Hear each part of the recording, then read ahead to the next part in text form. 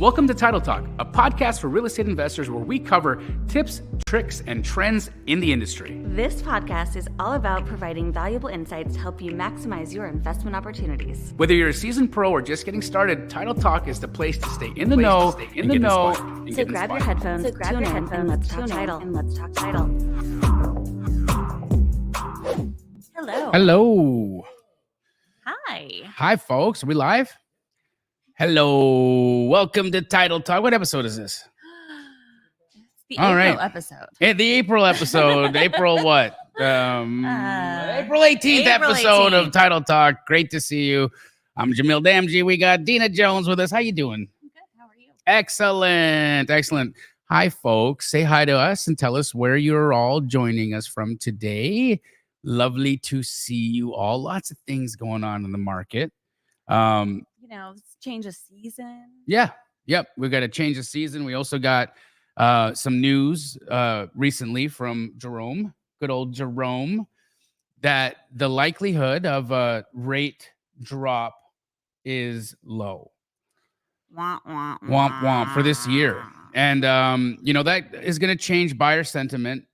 And it's going to affect wholesale businesses. It's going to affect every business. It's going to affect flip activity. It's going to affect so much, right? And so I want to talk a little today about the ways that we can really capitalize on that. Because the beautiful thing about being a wholesaler is that you make money in a up market, you make money in a flat market, you can make money in a down market. You just have to know where you are in the market right now. And you have to understand how that affects your demand and how that affects your pricing. And once you can get to, the understanding of that, it's game on.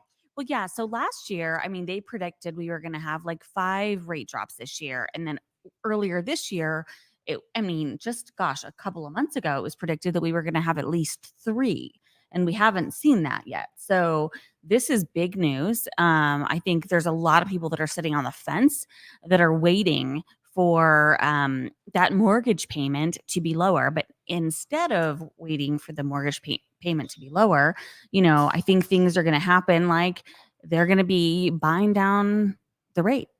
Yeah. Yep. I think we're going to be talking a lot more about date the rate, marry the home. Yeah. I think it has been the motto for most of 2023 and at least the first quarter of 2024. A lot of people were hoping and expectant of that rate drop happening. And so they got into their purchase and then they said, well, I think we're going to get a rate decline here pretty soon. And so they were kind of like waiting with bated breath to see if this was going to happen. And it's not going to happen right now. And so mortgage, which is surprising because we're going into an election year. So all of this is really, really surprising. And at the end of the day, when we look at the longevity of like what the rate has looked like over our lifetime, even, since we've been around, we're the same age, our rates aren't that bad. They're just not what we're used to. Correct. And in fact, historically, we are, right now, I think we're a 30 years sitting at like 7.7, which is not terrible, but great. It's not great. It's not super terrible. There's been times when rates have been upwards of 11%, right? And 18%. And so we're nothing near that, right? I think we've kind of crested to where the height of the rate hikes could go, but all mortgage rates went up. And as soon as that news came out, of course, the Fed rate and mortgage rates are not directly tied. The Fed rate affects the 10-year Treasury bond rate, and then that creates the mortgage rates are dependent on that. So it's loosely tied, but not directly tied to each other. And so the mortgage industry right now is definitely feeling it. Refis are down. Let's see that from a title perspective. What are you guys seeing there? We still have people that are strategically going after refi business. Because, at the end of the day, you can actually pull lists of people that have rates that are higher than the rates that we're seeing today or rates that are adjusting, right? So like if they're in the lender space and they're not looking at rates that are going to adjust to what's above what today looks like, then they're missing out on refi opportunity. Right. There's also a lot of people with a tremendous amount of equity in their homes. Tons. And I just want to put that out there for anybody that is telling you that we are potentially heading for a market correction or crash. You have to be very skeptical of that logic. And here's my reasons why. We've got 70% of the American households sitting with a mortgage rate sub 4%. Okay. Now, looking at where rates are right now, who would trade their 2, 3, 4% mortgage for a 7% mortgage? Very few people, right? Well, the only reason they're trading it is not because they're trading it. They're figuring out a way to keep it. And then if they have to move based on a life event or a family change or whatever, how to get something else and still keep that 4%. Right. And what's interesting is you brought me rental data, and rental rates in Maricopa County are actually they're increasing. And so it's kind of interesting because I figured, we were looking at the domino effect, right? What happens when all of these accidental landlords start listing their properties for rent?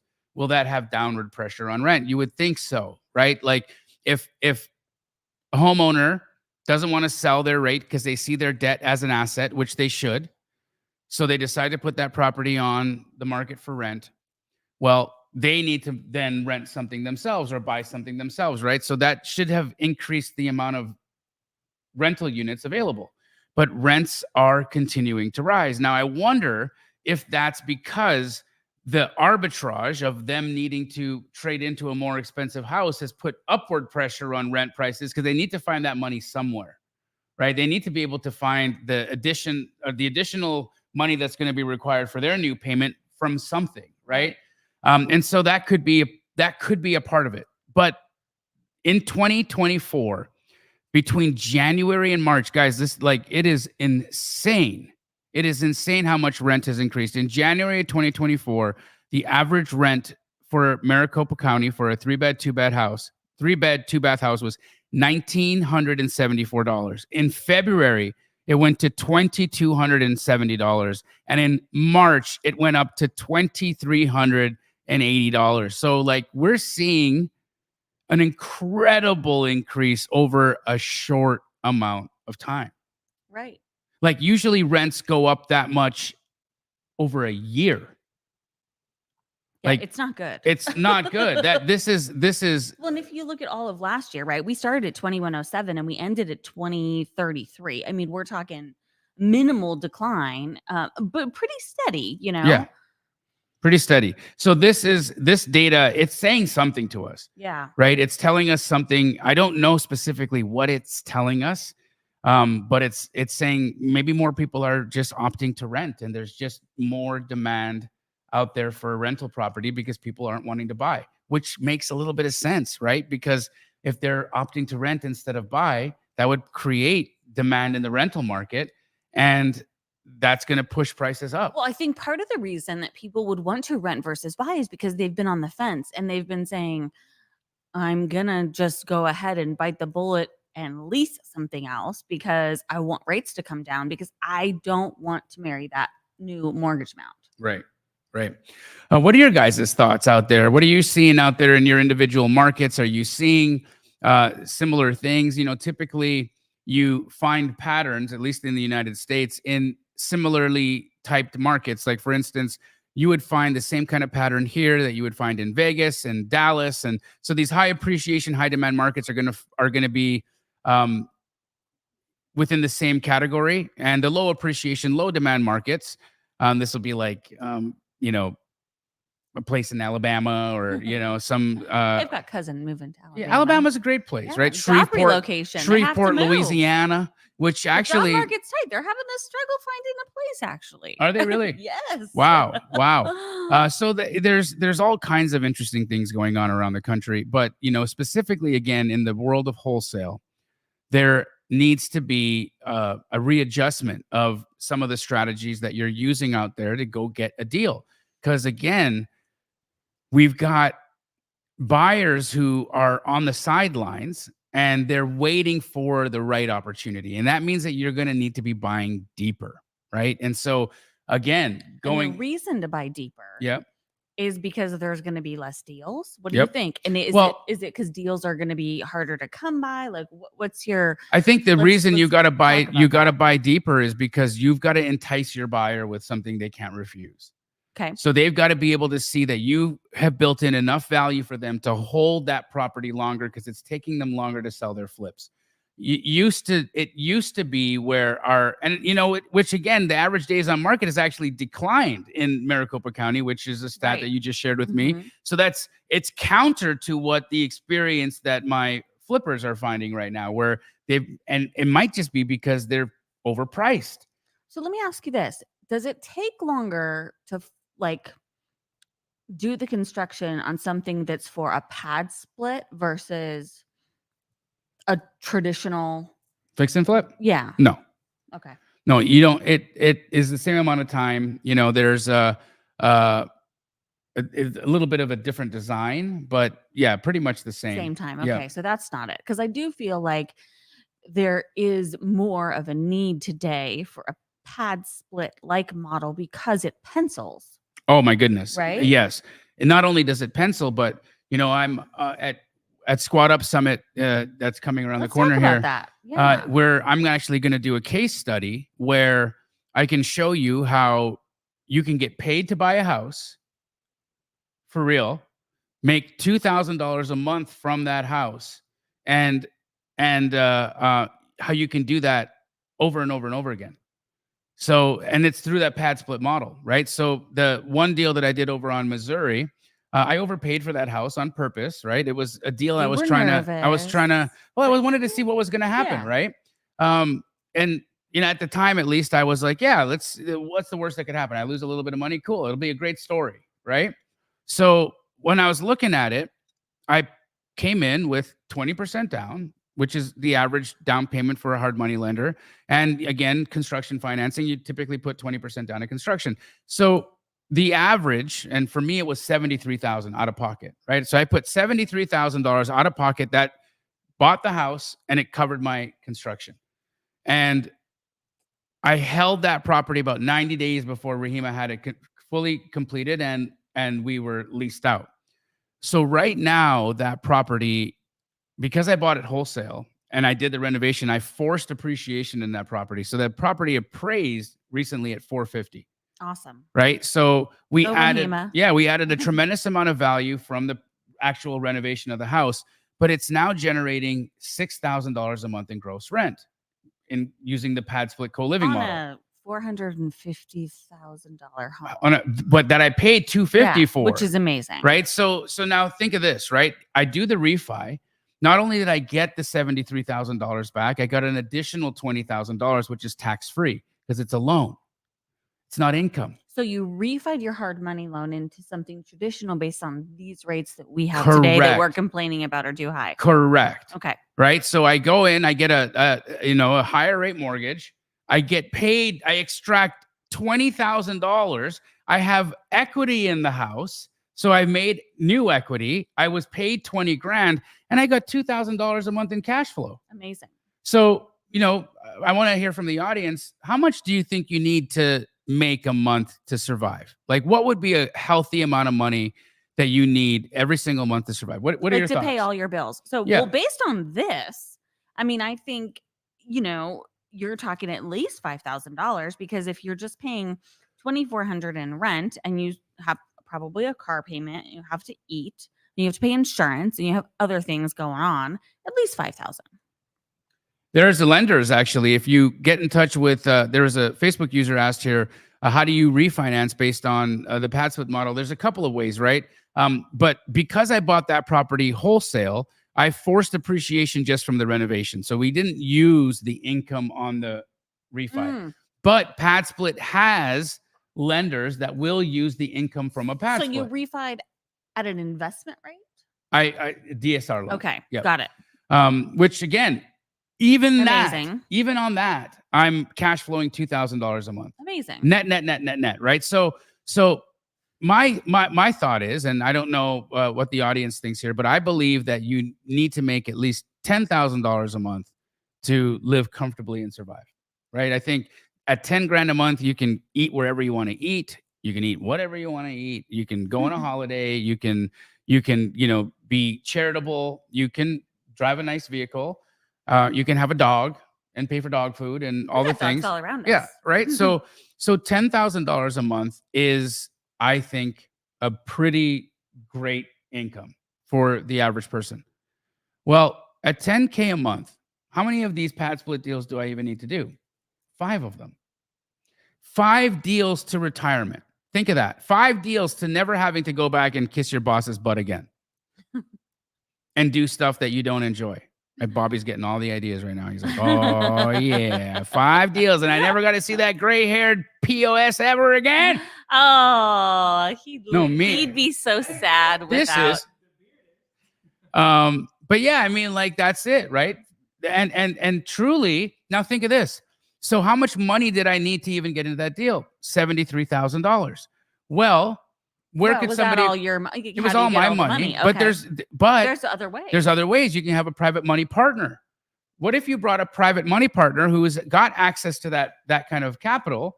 You find the deal, manage the construction, and get the relationship with Pad Split figured out. So you do the lease up, and then you guys share in the upside.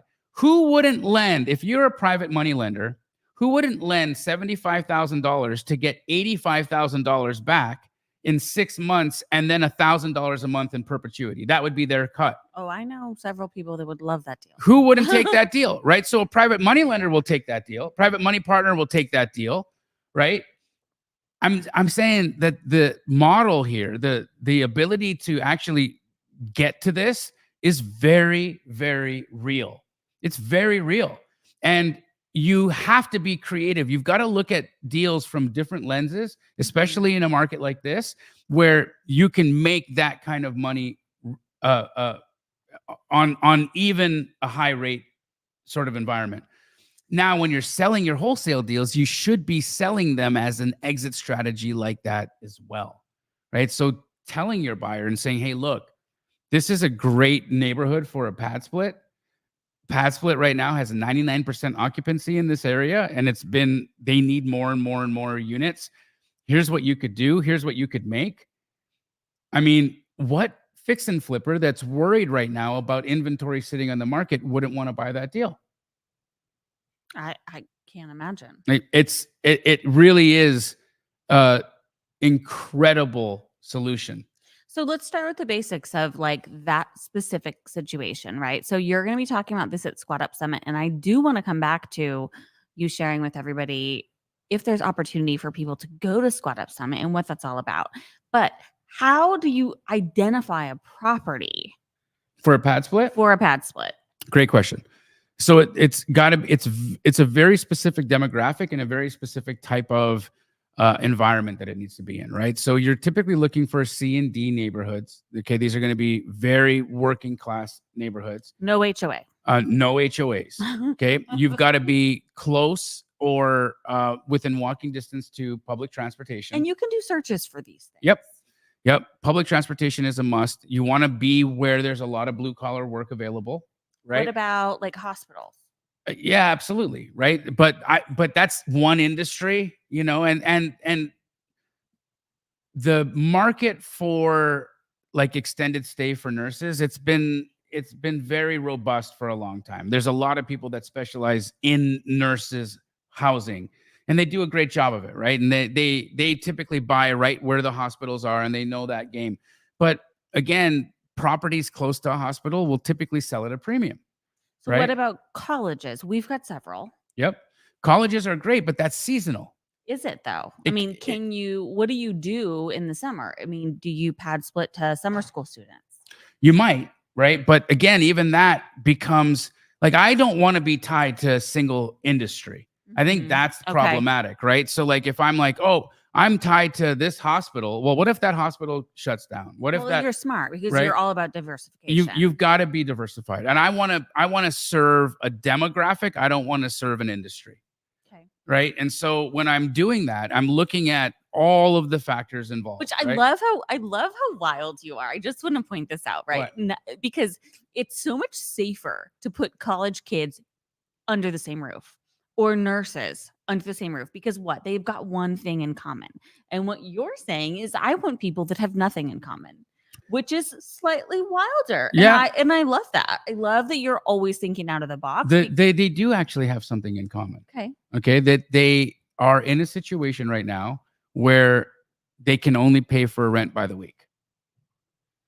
That's the thing that they have in common. They're dealing with an economic hardship, right? And those come in all forms. And they come in all forms, and it's a real thing. Bobby and I went to, and Pace, shout out Pace, thank you for setting that up.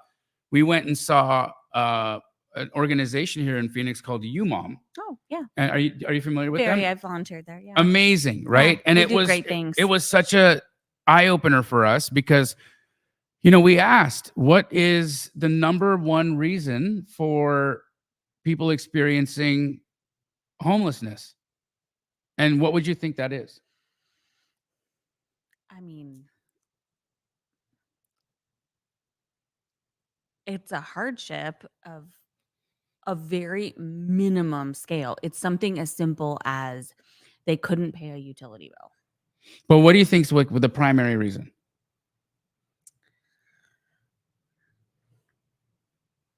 Addiction, mental illness? Nope, absolutely not. It's not. That was what I thought it was. When I went in there with a preconceived, baked in idea in my head that most of the homeless people that I see are either mentally ill or facing or struggling with addiction. And it wasn't the case. It was economics, and it was housing. It was because their landlords raised the rent and they couldn't afford it. And it is literally as simple as a missed utility bill that gets unsurmountable. And they can't catch up. They can't. Because they're paycheck to paycheck already. Yep. And that was very eye-opening, right? Yeah. That the number of people that you would classify as the working poor is insanely high. And we've got those people that have families that are living in their cars. Right. And they have no room for extras, which is why organizations like St. Vincent de Paul and UMOM and so many others provide such amazing services.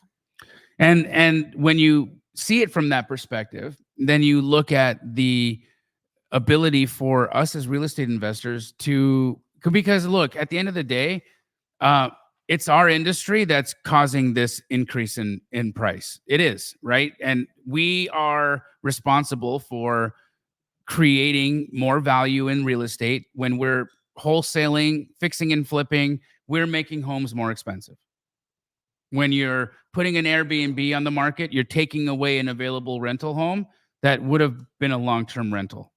That's now a short-term rental, right? So the investment world is actually partly, if not primarily, responsible for the economics of the housing market.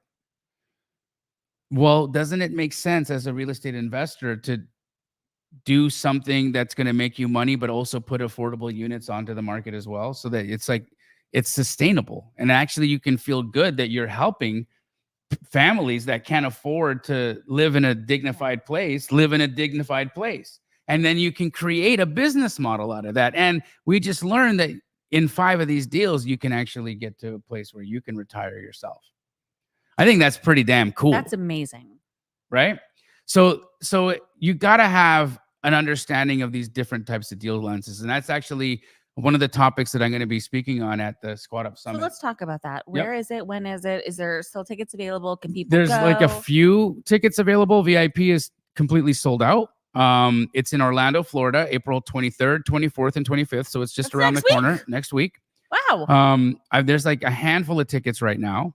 And if you use code Happy Hour, HAPPY HOUR, Happy Hour. Wait, I think you have a podcast. Or I do. I was doing a little virtual virtual networking event, in for Squad Up Summit to kind of get people excited about the concept of squatting up with each other.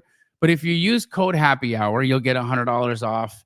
And I'm excited if you can make it, and if you can't, that's going to be a sad thing, because here's what's cool about it. Yeah, what are they gonna walk away with? Like, Oh my goodness.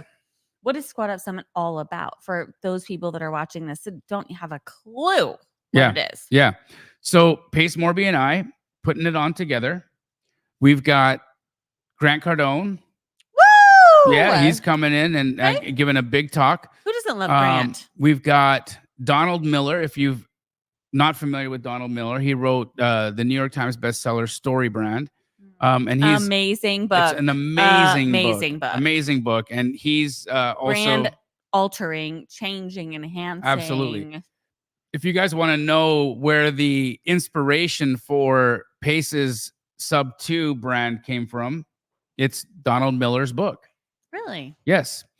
In addition to those two wonderful people, we got Jerry Norton coming out. Wow, legend. One of our very good friends, Vina Jetty. She's going to be speaking on multifamily and raising funds. So raising capital. There's so many people out there who have incredible knowledge and incredible opportunities put in front of them every single day and having a hard time finding the money, right? So we all want to learn how to raise more money. So Vina is going to be speaking to that. She has over $1 billion under management. Raised. Wow. Right. So when you think that Grant Cardone, who's been in this a lot longer, has $5 billion under management, for her to have gotten to $1 billion already. And how long has she been doing it? A few years. Wow. So she's going to teach you how to like rocket propel your ability to raise capital. I'm going to be talking about the different types of deal lenses and how to look at deals from a different perspective to create value where there may not have been. Are you talking about title? Unfortunately, no. Oh, I wish I was. Probably because I can't go next exactly. week. And then I'm also going to be having a conversation on scaling, right? So many people are already doing, a few deals and they're making some money, and now they want to build a team, but they don't know, who do I hire? When do I hire them? Where do I find them? What do I pay them? What should the structure be?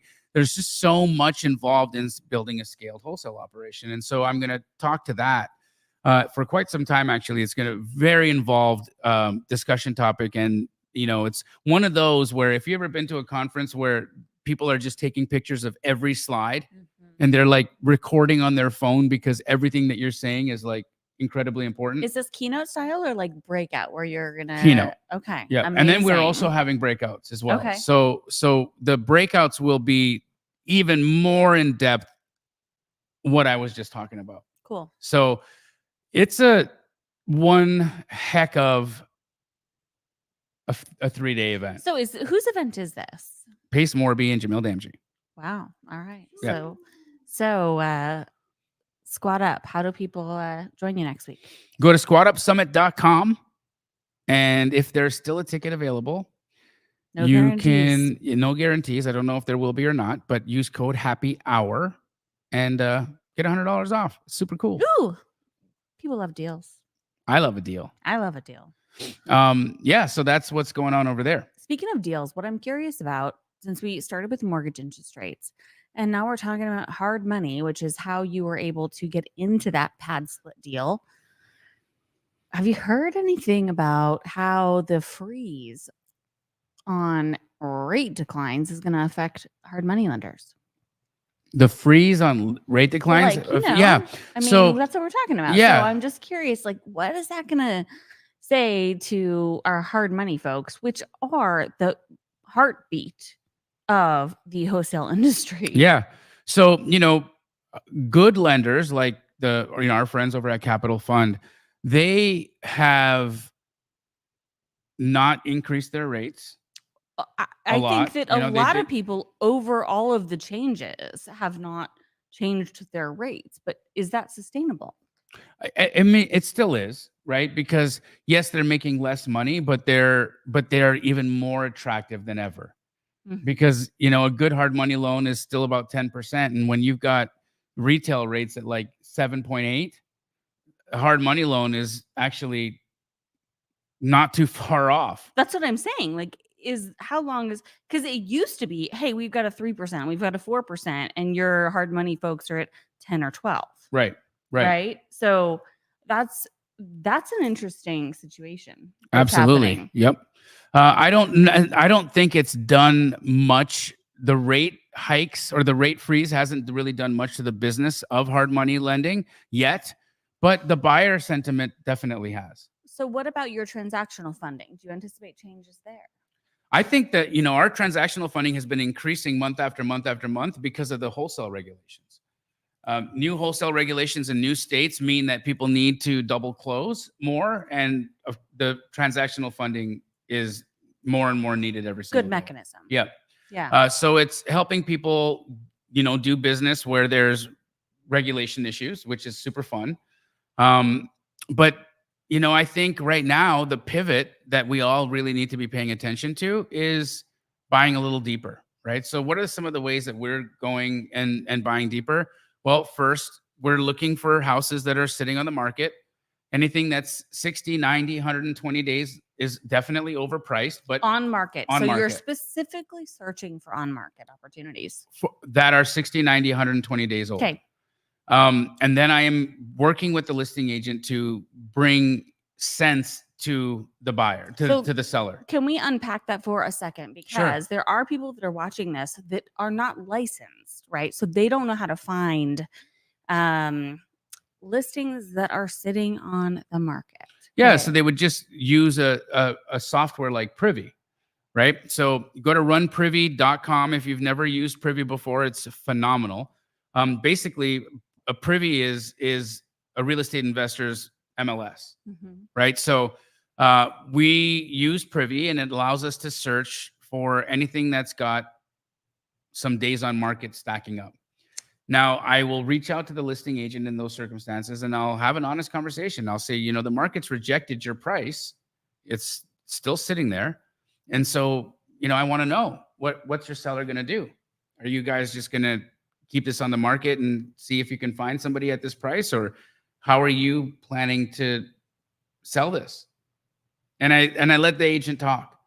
And some, I'd say you start heavy and then you stop talking, right? Yeah, and for the most part, you get a few different types of agents. You get some agents that are just full of crap. Well, first of all, you've got an agent that's on the phone because you're calling about something they care about, which is a listing that's on the market. Correct. So if you're doing agent outreach and you want to have a qualified conversation with somebody that will take your call, you call about something that they care about, which is something that they have on market. Correct. So that is helping your barrier to entry to building agent relationships really, really fast. It is. And they, they typically will respond in, a number of ways, right? One will be with lies. Where, we've had so much activity on here, but so many showings. We just need, my seller is just not going to take below this. Okay, well, okay, cool. Which that just tells me that there's no real motivation to sell, right? They're looking for a sucker, or they're not going to sell.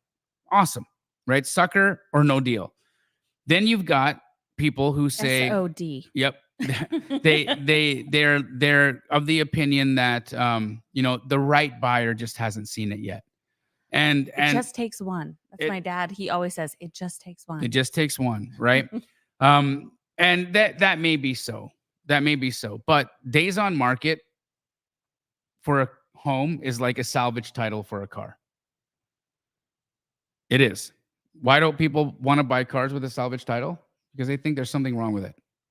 And when you look at a house that's been sitting on the market for 120 days, what do you think? What the heck is wrong with this house? So what is a salvage title for a house? High days on market. Yeah. 100%. And when you have that honest conversation with the agent and they actually come to terms with the reality of what you're saying, then you've got an opening. And that opening can turn into a conversation that they have with their seller. And that conversation with their seller could turn into a contract. And that's exactly how you get these deeper deals, right? So having honest conversations with agents that are sitting with properties that are collecting days on market. The next piece is really, really going after good data, right? So, I just had Bobby do a cold call session where we pulled a list that had been generated by using AI filters. And within an hour, he had 2 leads. So break that down a little bit. Well, there's a lot of data that's being collected on you that you don't know, right? We all know that it's happening to us. Some of us care, some of us so don't. creeper. Right? It's very creeper. But this data is being collected. It's being collected legally, but they can't legally say all of the things that they're doing. Well, it happens all the time. So, like, I know for a fact, if you put a carousel post on Facebook, it's going to get served to your audience twice at a minimum, right?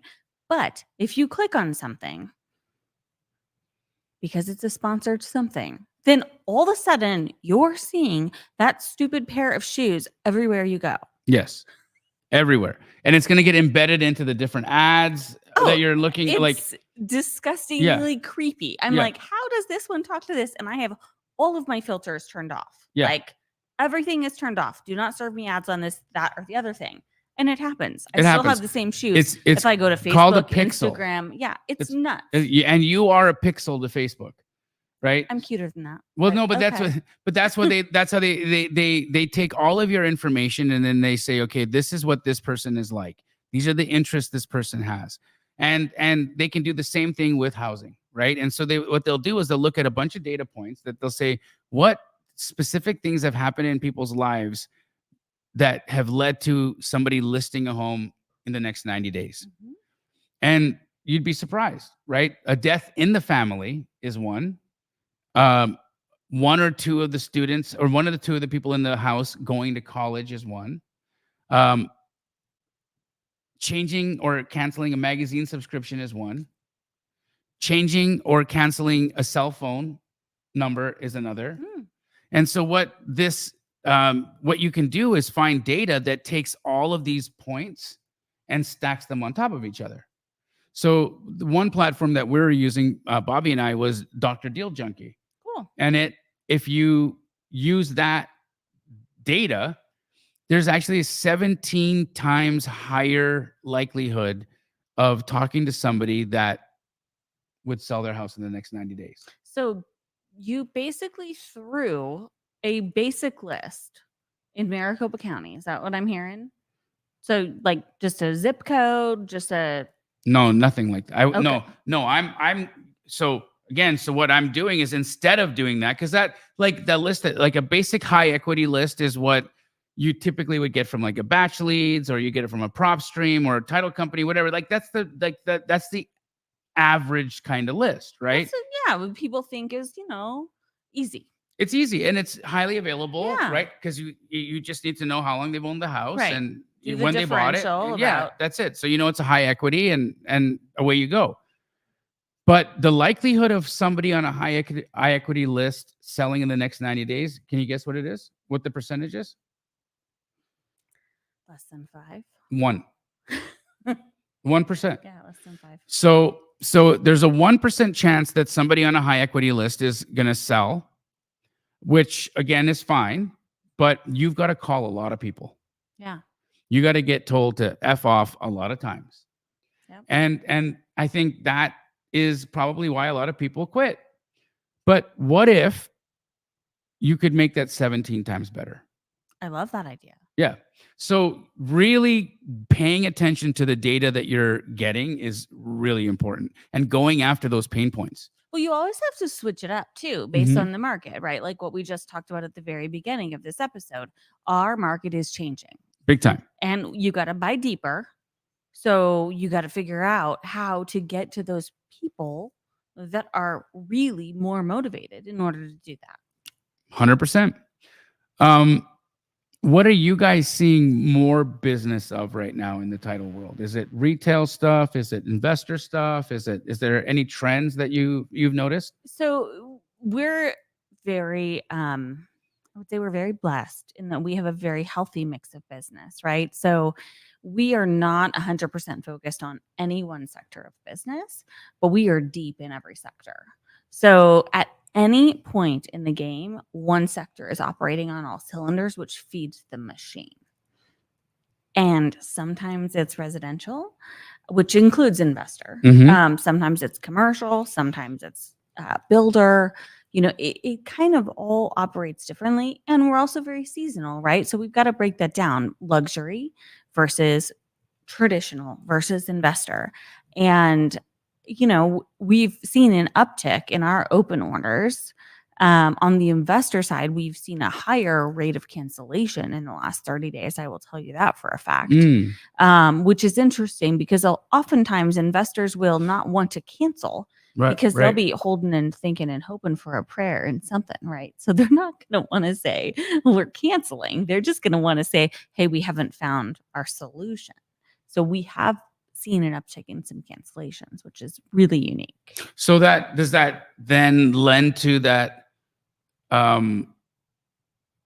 buyer sentiment is reducing? Well, on that front, it's seller, right? Oh, so okay. we're opening because they have a seller who's absolutely satisfied with whatever they decided to come to the agreement of. Okay. Oftentimes. So who's canceling? The sellers or the buyers? The buyers are canceling, which is upsetting the sellers. Oh, yeah. So then, okay. So the buyers are canceling. The investor buyers are canceling. Yes. So then that means that they're canceling for a reason, right? And it could possibly be that they didn't buy the deal deep enough. They didn't buy the deal deep enough. They're worried about where rates are going. They are maybe changing their mind about how many flips they want. So we're seeing the same thing in the wholesale world. And the seller is like, hey, look, I thought we had a deal and I thought this was going to be easy. And now I'm feeling like it's not that simple. And this is really upsetting the apple cart. Got it. So, how does somebody go after those cancellations? And is there a funnel or a way that they could work with their title companies to be able to be next in line? Is that even allowed? It's not legal since we're the neutral third party. Right? Got it. So I have explored this at a very deep level. Yeah. Because I think that's a really big opportunity.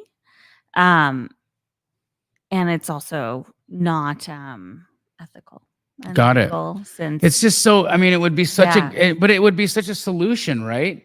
So what I have suggested and what I continue to coach on is to have the conversations before the deal ever gets to that point with other investors, right? Let me introduce you to somebody who may be able to help you where you back end and JV something with another investor so that we can help you get to the finish line, right? Because the seller is obviously not thrilled with what's happened so far. It doesn't mean there isn't a solution. And at the end of the day, you have to be a problem solver, right? And a solution bringer. And maybe that's you bringing in somebody else that does have a solution if the deal's a deal. So don't be afraid to JV on the back end of potentially losing an opportunity. Very smart. And I don't think everybody buys into that idea, but I believe it. Yeah, no, I think that's great. I think another thing that we've been doing as a company is we're probably adjusting our offers down by about 5% right now. Proactively? Yep. Yeah, because we have to get deals cheaper in order for our buyers to want to pull the trigger. And so that trickle down effect is finding its way all the way through, right? So our offers are coming in a little bit lower. We're getting more deals under contract at a better price, and that's bringing some buyers back to the table. But it's just, we're in this this funny little zone. It's like when you grow your hair out, like you're in that awkward stage. That's where we're at. We're in the awkward stage right now. Oh, it's always an awkward stage. It just depends on which part of your business you're dissecting. Exactly. I'd love to hear from you guys out there. I can't read what any of that's saying, but what you guys are seeing in your neck of the woods, how things are going over there. Oh, beautiful. Oh, Bobby just brought the screen closer. Now we can see. Yep. Lori Jane is seeing the same thing. Buyers want deeper. That is very true. They need to have that value glaringly obvious to them so that they feel like it's going to be a good opportunity for them regardless of where the rates are going. Do ARMs have a cap limit? Adjustable rate mortgages, I believe. Oh, yeah. Ooh, yeah, I think have good biceps. He goes to the gym a lot. Maybe 26 inches. Brent, have you measured them lately? But I don't think they do, Roland. I think that adjustable rate mortgages can shoot up as high as whatever they've been contracted for, right? Yep. So, like, if I'm going to pull a list for somebody about arms, and I'm going to say, okay, I want arms that are going to adjust between this state and this state, between this percentage and this percentage, it spells out the percentage, right? Because they're all capped. They are capped. Yeah. I mean, they're capped on what they can do and all of things. It's all in the contract. Interesting. So on an adjustable rate mortgage that might be at 2% right now, they are capped at so maybe they can't go up higher than 6 or no, it's more like the other way. Like, it'll tell you that at this point they will start adjusting and they can adjust up to a certain amount, which is typically pretty extreme, right? So you're talking about a 4% interest rate that's going to climb to whatever interest rates are today, plus 2%. Right. And then they're going to adjust next month and the next month and the next month. Oh, yucky. Yeah. So the data is wild. Who gets a mortgage with an adjustable rate on it? But here's the thing. If you are a lender and you know your sweet spot to help somebody out of a problem, we can pull the data for that and help you have really good conversations. And I do this often. Okay. Because it's way easier to talk to somebody because they might have forgotten that they got an adjustable rate and their mortgage payment's about to double. Oh my God. Can you imagine that though? No, it does. I can tell you the lists exist. I analyze them. I look at them and I am always mind blown. And like, do they send you mail to say, hey, by the way, we've been taking $1,200 out a month, but it's going to be $3,000? No.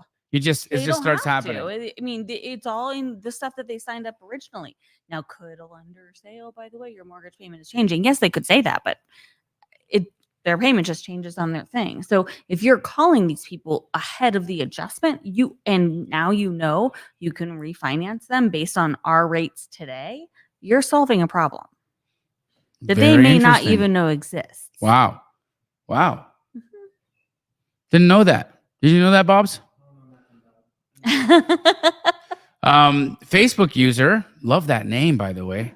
It's Facebook user and they don't have a human name. Well, I mean, it's can you imagine you have a baby and you're like, "Aw, let's name him Facebook."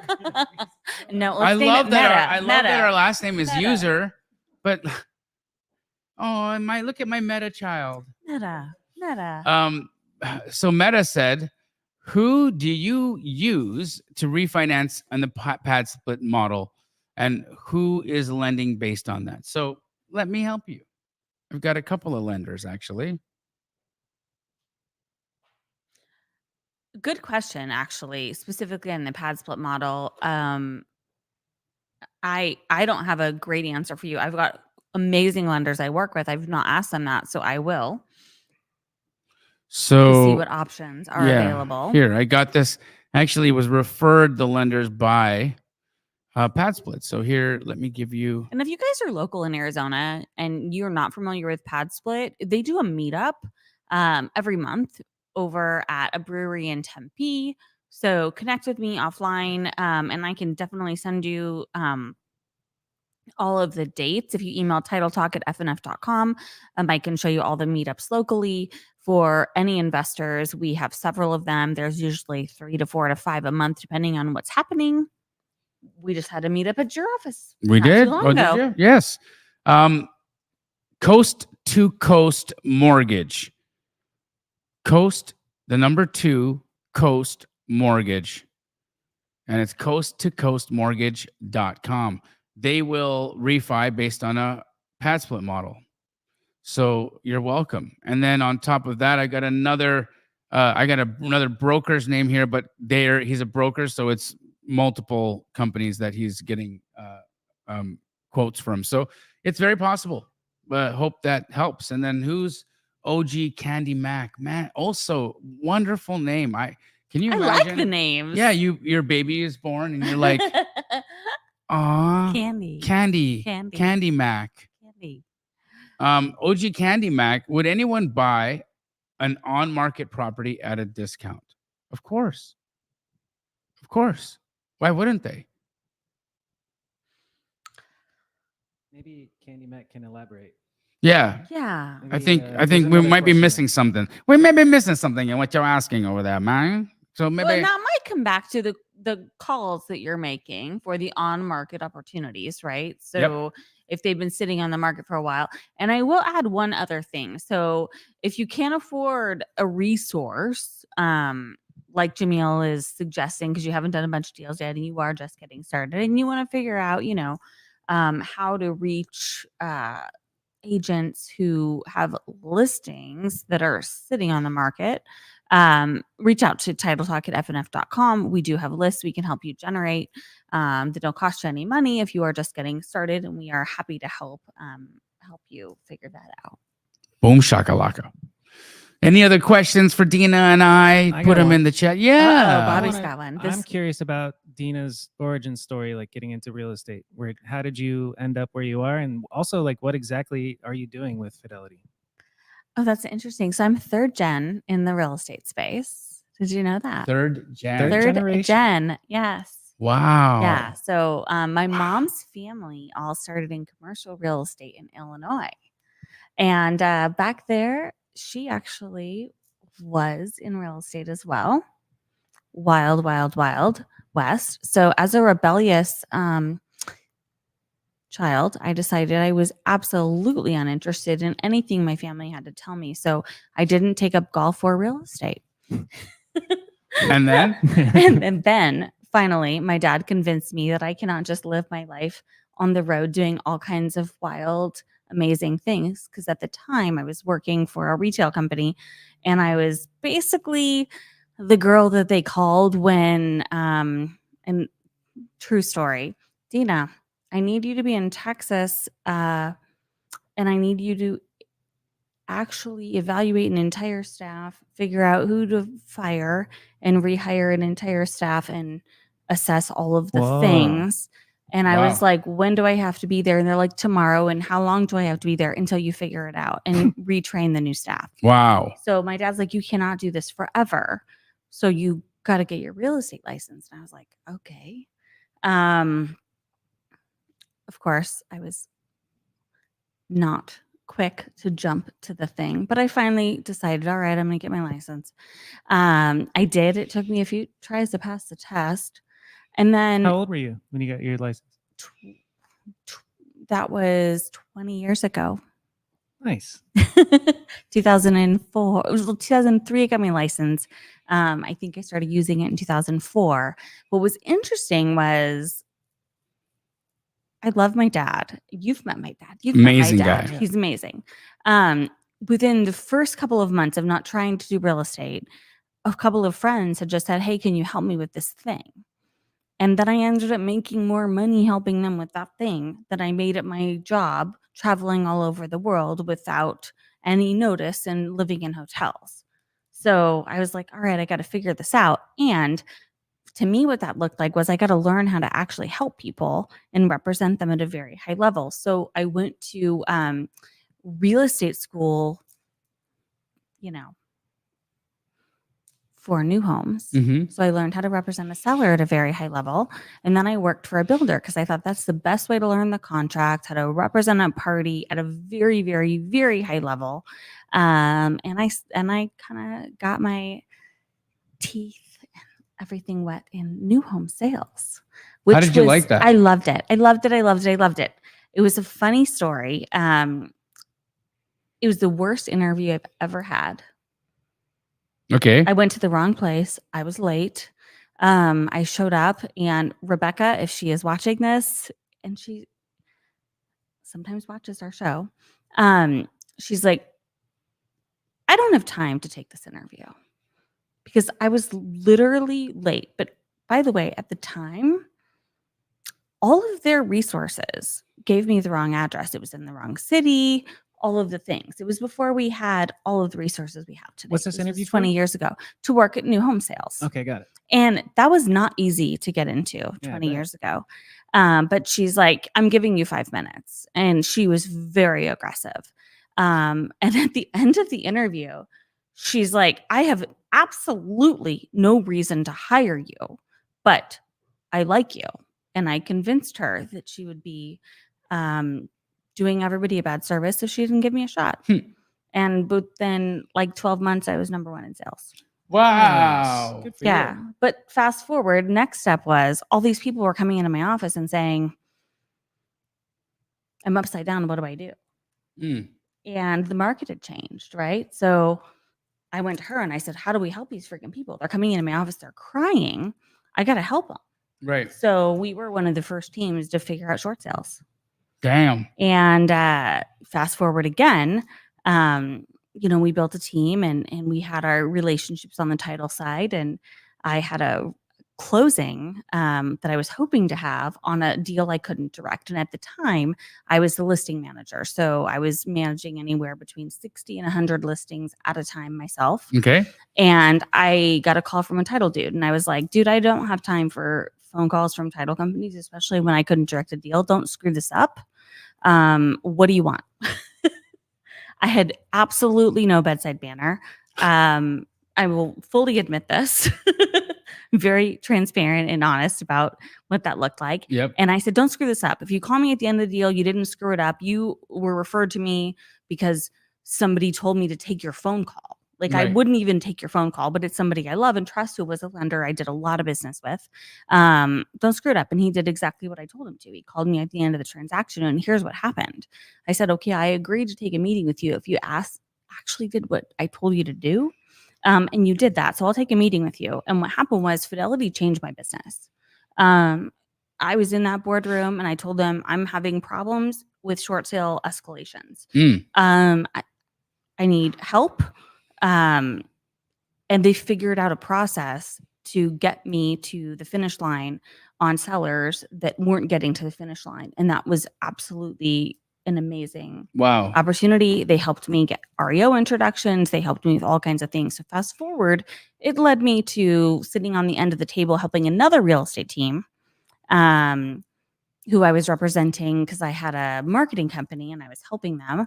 I just asked the question, how do I help you? And they were like, well, we need somebody on our team. And fast forward, here's what I do today. I help other people generate revenue. Very Wow. cool. Yeah. Yeah. Hey, real quick, what's a short sale escalation?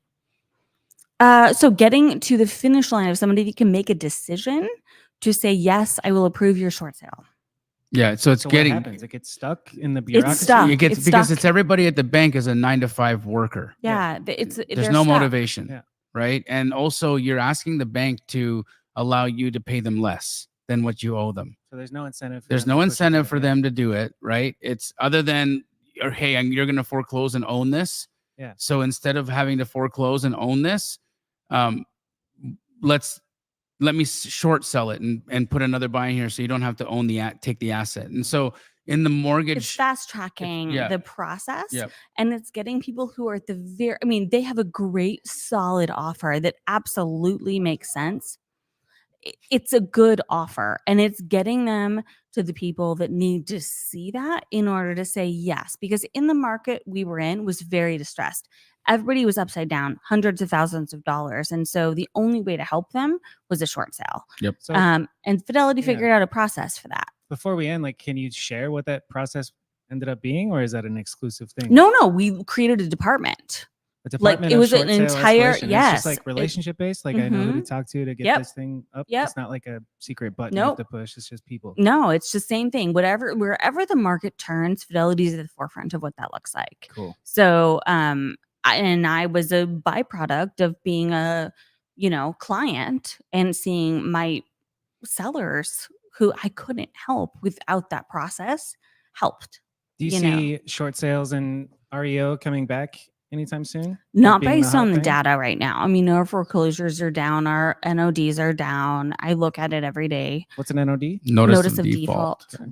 Yeah, that comes before you get your pre-foreclosure area or okay. I also look at 30, 60, and 90 days. All of it's down. People have equity right now, so I don't see that, but I do see our market moving in different other directions, which we are way ahead of. So when it comes to the new NAR regulations, we are masterminding with the best of the best when it comes to all of that stuff. And whatever the market is changing to, Fidelity's at the forefront of all of that. So yeah. Do you tell agents to take better pictures? Trash Shop Thursday. Oh my goodness. I'm shocked at what I've been seeing people put on the internet. Okay, what I do have is a relationship which is highly amazing with the best listing photography company in Arizona. They do over 70% of the listing photography that goes on the MLS. Is it Lister or What's their sister? name? My friend Ryan Robeson Oh yeah. owns a couple of companies, and Lister, sister being one of them. Okay. And we do have discounts offered if agents want to work with them. And I would highly suggest it because they're amazing. The other thing I like about them is they work with big teams and they help customize processes, right? I messaged Ryan the other day. I'm like, I need a new thing for this thing. And it's totally out of the box. Doesn't make any sense. He's like, let me figure it out. Cool. So what that means is if there's an agent that maybe needs a sign writer or something special in their process in order to make it happen, they are willing to figure it out. And he's been amazing. So if you guys are looking for listing photography, which I highly suggest you use a professional on every listing, you can also email titletalk@fnf.com and I can connect you to get a discount. There you go. And that's our show, folks. Great to see you as always, Dina. Yeah, I love hanging out with you. Love hanging out with you too. Doesn't Hopefully happen enough. Doesn't happen enough. No. But I hope to see some or all of you in Orlando, April 23rd, 24th, Next week? 25th. Yes, next week. It's going to be fun. But until next time then, we out. Bye.